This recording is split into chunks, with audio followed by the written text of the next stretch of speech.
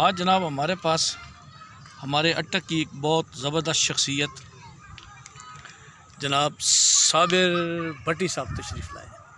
साबिर भट्टी साहब माशाल्लाह बहुत अच्छे गुलकार हैं, बहुत अच्छा फ़न रखते हैं, टीचर हैं और एक ज़बरदस्त किस्म की अल्लाह ने आपको आवाज़ और फ़न से नवाज रखा है।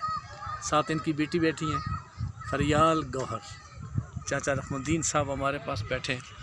तो फरियाल गौहर जो है ना, इससे आप कहेंगे फरियाल गौहर जो है ना, फरियाल गौहर, इससे हम कहेंगे जी हमें कोई मिली नगमा सुनाए। क्यों बेटा आप सुनाएंगी ना? अच्छा इधर मेरे पास हैं, इधर हैं ना मेरे पास हैं, अब सुनाए आप। वतन के लोगों वतन की खातिर आना को अपनी मिटाना होगा। ऊंचा जो कर्ज वाजिब है हम पे इसका वो कर्ज हमको चुकाना होगा।